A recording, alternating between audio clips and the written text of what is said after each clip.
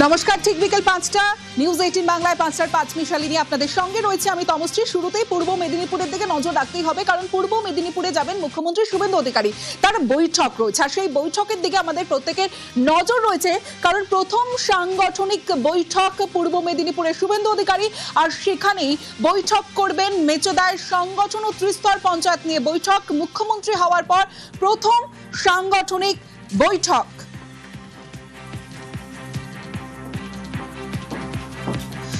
প্রথম সাংগঠনিক বৈঠক মুখ্যমন্ত্রী শুভেন্দু অধিকারী। সরাসরি চলে যাব, আমার সঙ্গে সুজিত ভৌমিক রয়েছে, কথা বলবো সুজিতের সঙ্গে। সুজিত, প্রথম সাংগঠনিক বৈঠক অবশ্যই গুরুত্বপূর্ণ, এবং কি ভোকাল টনিক দেন সেদিকে অবশ্যই নজর রয়েছে। কি কি আপডেট পাচ্ছ? দেখো, আপডেট যা পাচ্ছি তা হলো উৎসাহ এবং উৎসাহ সবটাই কিন্তু রীতিমতো উৎসাহের সঙ্গে সবকিছুই অপেক্ষা বলা যায়, কারণ দলের নেতা কর্মী কিংবা দলের যারা জনপ্রতিনিধি তমশ্রী তারা অপেক্ষা করছেন, কারণ তাদের সামনে এই প্রথম সাংগঠনিক কোনো বৈঠকে, একেবারে রুদ্ধদ্বার বৈঠকে তারা কিন্তু মুখোমুখি হবেন মুখ্যমন্ত্রী এখানে তাদের দলের নেতা, তিনি কি পরামর্শ দেন, কি ভোকাল টনিক দেন, কেন এই বিষয়ে ডাকা হলো, সবটাই কিন্তু তারা বুঝে নিতে চাইছেন। আসলে তুমি জানো, বিজেপির শক্ত ঘাঁটি এই পূর্ব মেদিনীপুর। নন্দীগ্রামের জেলায় 16 জন বিধায়ক কিংবা 2 জন সাংসদ শুধু নয়, 2 মাস পালাবদল হয়েছে, তার মধ্যেই তমশ্রী দেখা যাচ্ছে জেলা পরিষদও তাদের ক্ষমতায় চলে এসেছে। এর মধ্যেই কিন্তু যেটা দেখা যাচ্ছে, পঞ্চায়েতের কাজকর্মে একটা গড়িমসি গাফিলতি চলছে। কেন চলছে না, এই পালাবদলের ফলে, এবং যেটা দেখা যাচ্ছে যে পালাবদলের ফলে অনেক পঞ্চায়েত সমিতির সভাপতি তারা কিন্তু পদত্যাগ করেছেন, অনেকে আবার ডিম থেরাপির ভয়ে তারা আসছেন না। এই যে তারা আসছেন না, শূন্য হয়ে গেছে পদ, সবটাই কিন্তু রীতিমতো বেগ দিচ্ছে পঞ্চায়েত পরিচালনার কাজে, এবং সেই যে কাজে বেগ দিচ্ছে সেটা হলো কি কারণে না, এখানে পঞ্চায়েত সমিতির সভাপতিরা তৃণমূলের ছিলেন, তারা পদত্যাগ করেছেন 18 জন, তারা আবার অনেকে আসছেন না, এর ফলে কাজকর্ম ব্যাঘাত হচ্ছে। সে ব্যাপারে তিনি কি বলেন? একই সঙ্গে মনে রাখতে হবে নন্দীগ্রামে উপনির্বাচন হবে, কারণ তার ছেড়ে যাওয়া আসন নন্দীগ্রাম, তার পাশাপাশি হলদিয়া, পাঁশকুড়ার মতো পৌর এলাকা রয়েছে। যে কথা বলছিলে তুমি বা আমরা, যে পঞ্চায়েতের জনপ্রতিনিধিরা ডাক পেয়েছে, তমস্য তার সঙ্গে সঙ্গে পুরসভার নেতাদেরকেও কিন্তু দেখতে পেলাম, তাদেরও ডাক পেয়েছে, তারা এসেছেন।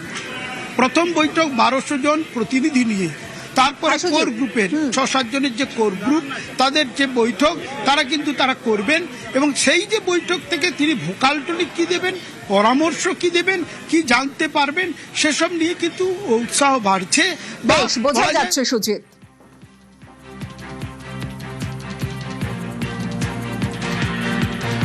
মাননীয় মুখ্যমন্ত্রী আজকে নিজের জেলাতে কর্মী সম্মেলন করবেন, তো সেই জন্য আজকে আমাদের যে তমলুক সাংগঠনিক জেলার কার্যকর্তা এবং তার সঙ্গে সঙ্গে যারা আমাদের জনপ্রতিনিধি আছে, পঞ্চায়েত সমিতি, জেলা পরিষদ এবং মিউনিসিপ্যালিটির সদস্য, তারাও থাকবেন আর কি, এবং তার সঙ্গে সঙ্গে কোর কমিটির মিটিং আছে, সেই কোর কমিটির মিটিংও আজকে উনি উপস্থিত থাকবেন। মেচেদার সাংগঠনিক বৈঠকে মুখ্যমন্ত্রী শুভেন্দু অধিকারী, এবং তার আগের ছবিটা দেখাচ্ছি। কর্মী সমর্থকদের মধ্যে বৈঠক নিয়ে যেমন উচ্ছ্বাস রয়েছে, তেমনই ঝালমুড়ি খাওয়ার যে ছবিটা, সেই ছবিটাও আপনাদের সামনে তুলে ধরছি। মেচেদার ছবি, যেখানে আজ বৈঠকে মুখ্যমন্ত্রী শুভেন্দু অধিকারী, এবং সেই বৈঠকের দিকে যেমন নজর রয়েছে, তেমনই যে ছবি দেখছি বৈঠক শুরুর আগের ছবি, বাইরে বিজেপি নেতাকর্মীদের ঝালমুড়ি খাওয়ার হিড়িক।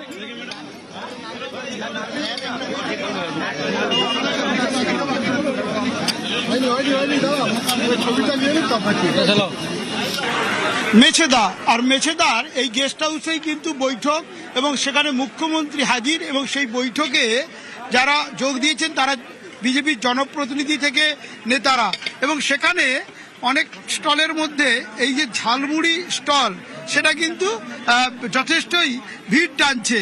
দেখা যাচ্ছে ঝালমুড়ি খাওয়া যাচ্ছে। আমাদের প্রধানমন্ত্রী যেটা নরেন্দ্র মোদী যেটা ঝালমুড়ি করেছিল, সেটাই আমাদের হচ্ছে। জয় শ্রীরাম, জয় শ্রীরাম, জয় শ্রীরাম, জয় জয় শ্রীরাম। ডাল চানাচুর আছে, বাদাম আছে, ছোলা আছে, স্যালাড আছে, বিট লবণ আছে, মশলা আছে, কাসুন্দি আছে, এবং সলনি তেল সমস্ত রকমের চাহিদা ভালো, অবশ্যই সামাল দিচ্ছেন কিভাবে? কোনো সমস্যা নেই, আমাদের সবাই আছে, আস্তে আস্তে করে সবাইকে দিয়ে দিই। আজকে সুবিদিত আমাদের মেছেদা শহরে এসেছেন, ওনার নিজস্ব এলাকা, এবং সেই আনন্দে আমরা যারা আমাদের প্রতিনিধি এসছেন বা কর্মীরা এসছেন তাদেরকে আমরা মশলাপুরি সেবা দিচ্ছি। একটা একটা করে নারকেল দেওয়া হচ্ছে এবং একসঙ্গে দেখো ঝালমুড়ি বানানোর জন্য উপকরণ, এবং সেখানে লঙ্কা থেকে এবং এখানে যে চানাচুর সবই আছে। ঝালমুড়ি আমরা খাচ্ছি আর আমার আনন্দিত হচ্ছি যে এখানে মুখ্যমন্ত্রীর সাথে যে সভা আছে, এটাই আমার আনন্দ।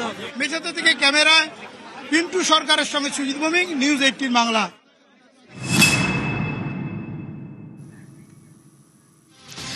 সূর্যপুরে সিসি ক্যামেরা 24 ঘন্টার মধ্যে সিসি ক্যামেরা বসলো একাধিক জায়গায় এলাকায়। এই যে ছবি আপনাদের দেখাচ্ছি সূর্যপুরের ছবি, এবং মুখ্যমন্ত্রীর নির্দেশ এবং নির্দেশের 24 ঘন্টার মধ্যেই সিসি ক্যামেরায় মোড়া হলো সূর্যপুর। কারণ গতকালই আমরা দেখেছিলাম সূর্যপুরে নতুন আউটপোস্টের উদ্বোধন হয়, এবং গতকাল মুখ্যমন্ত্রী শুভেন্দু অধিকারী কি বলেছিলেন শোনাবো। নির্যাতিতার পরিবার, ওই ছোট্ট বাচ্চা মেয়েটির পরিবার আমার কাছে মঙ্গলবার দিন এসপি অফিসে অনুরোধ, আমি বলবো না, যুক্তিগ্রাহ্য একটা সাজেশন দিয়েছিল, সূর্যপুরে একটা আউটপোস্ট বানান। আমি সূর্যপুর আউটপোস্ট উদ্বোধন করলাম। এখানে 4 officer, 2 SI, 2 ASI, mail constable, 2 female constable, 8 civic volunteers, women help desk, এখানে মোড়গুলোতে সিসিটিভি লাগানো এবং তার কন্ট্রোল রুম এখান থেকে করা, এই কাজগুলো তারা করবেন। আমি আশাবাদী যে পুলিশ এই বিষয়ে যথাযথ ব্যবস্থা নেবে।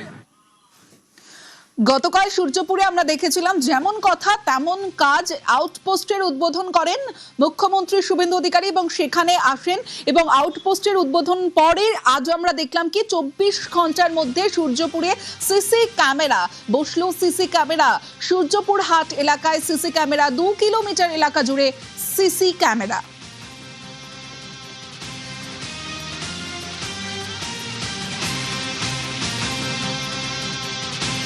ভালোই সুবিধা হবে, মানুষের নিরাপত্তার জন্য বলা হয়েছিল, মুখ্যমন্ত্রী সেটা দেখেছেন।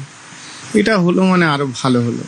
মানুষ মানে যে নিরাপত্তাহীনতায় ভুগছিল, আমার মনে হয় একটু ভালো হবে। পুলিশের পক্ষ থেকে, সরকারের পক্ষ থেকে এই এলাকা সূর্যপুর হাট বিস্তৃত এলাকায় এখানে লাগানো হলো সিসি ক্যামেরা। গতকাল রাত থেকেই এই সিসি ক্যামেরা লাগানোর কাজ শুরু করেছেন সরকারিভাবে, এবং পুলিশের পক্ষ থেকে তার নজরদারি চালানো হবে। এই বারুইপুর পুলিশ জেলার মধ্যে যে সূর্যপুর আউটপোস্ট, সেই আউটপোস্টে এই সিসি ক্যামেরার কন্ট্রোল রুম করা হয়েছে, যাতে কোনো অপরাধ বা কোনো ধরনের কোনো ভাবে এখানে চুরি ডাকাতি থেকে কোনো রকম অপরাধ হয়, তাহলে অতি সহজেই এই সিসি ক্যামেরার ফুটেজ থেকে তাকে চিহ্নিতকরণ করা যাবে। মহিলাদের ক্ষেত্রে, শিশুদের ক্ষেত্রে তাদের যে আতঙ্ক ছিল, সেই আতঙ্ক অনেকটাই কাটবে এই সিসি ক্যামেরা লাগানোর ফলে। ক্যামেরায় কাঞ্চনের সঙ্গে অর্পণ মণ্ডল, নিউজ 18 বাংলা, বারুইপুর।